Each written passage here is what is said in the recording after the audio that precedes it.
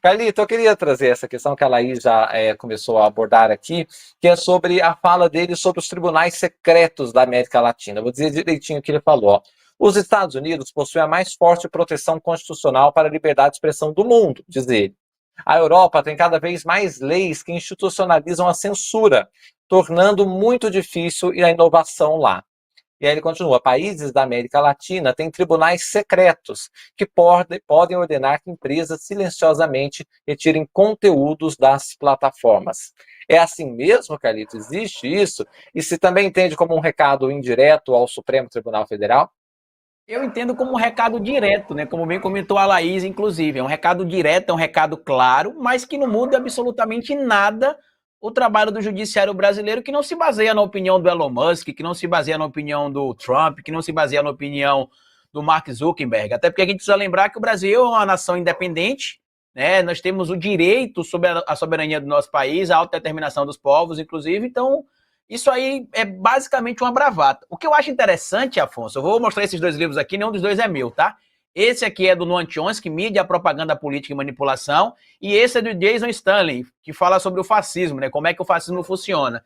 E uma das estratégias que os fascistas geralmente fazem, né? Eu não estou querendo dizer que o Mark Zuckerberg seja fascista, estou falando sobre a estratégia fascista ou neofascista nesse momento, é descredibilizar as instituições em um Estado democrático. Você vê, por exemplo, a descrença ao trabalho da ciência e da pesquisa. Por exemplo, você não vai ter agências de checagem, porque supostamente essas agências de checagem podem ser enviesadas. Então, vamos confiar na opinião popular. Qualquer um do povo, assim como acontece com o Wikipédia, pode simplesmente chegar lá, olhar e falar: deixa eu olhar essa matéria aqui, na minha análise isso aqui está errado, deixa eu colocar uma nota aqui de informação que isso aqui está errado. Sem nenhum tipo de viés de confirmação. Vale lembrar, inclusive, né, que o termo agência de checagem é dado para empresas que seguem critérios técnicos para poder validar se aquele conteúdo é verdadeiro, se aquele conteúdo é falso, ou como alguns veículos costumam citar por aí, Afonso, não é bem assim, que é quando o conteúdo, em tese, é uma meia-verdade. Ele é parcialmente verdade, mas em algum momento o conteúdo foi distorcido. O que me chama muita atenção em relação ao discurso do Mark Zuckerberg é esse alinhamento em tese que ele tem com o Trump. Só que onde é que entra um problema para mim aqui, Afonso?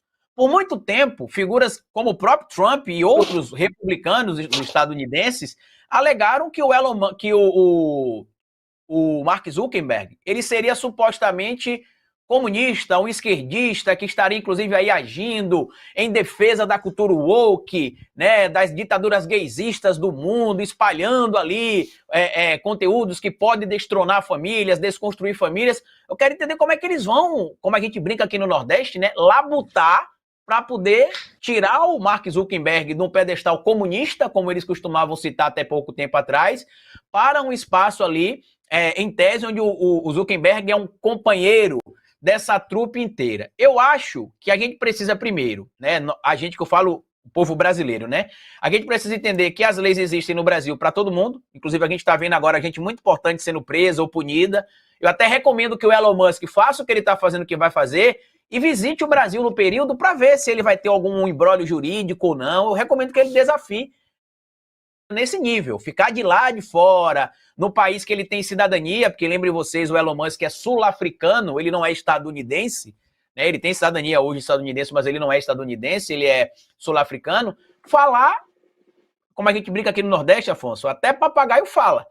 Mas basta, como eu citei para você aqui, as rendas, né, as receitas do Facebook, Instagram e Meta e WhatsApp, que fazem parte do grupo Meta, começarem a cair no Brasil, que rapidinho o Zuckerberg vai tentar fazer um rebrand da marca, pelo menos no que diz respeito ao Brasil. Como o Elon Musk faz lá na China, né? O Elon Musk é contra a liberdade de expressão em tudo que é lugar, que tem uma perseguição sobre a liberdade de expressão no Brasil, que não se tem liberdade de expressão nesse país, que não se tem liberdade de expressão naquele país, mas os amigos dele do universo do Partido Republicano nos Estados Unidos da América atacam com frequência a China, chamando a China de ditadura, que não existe liberdade de expressão, mas o Elon Musk não vê problema algum em fazer negócios com a China. Por quê? Porque, em primeiro lugar, sempre estará os interesses econômicos desse tipo de gente. E para quem está dizendo, por exemplo, que vai abandonar essas redes sociais, não resolve, gente. No off é que eu estava falando com o Afonso, com a Laís, o André não tinha chegado ainda, sobre o episódio, Afonso, que aconteceu em Charlottesville.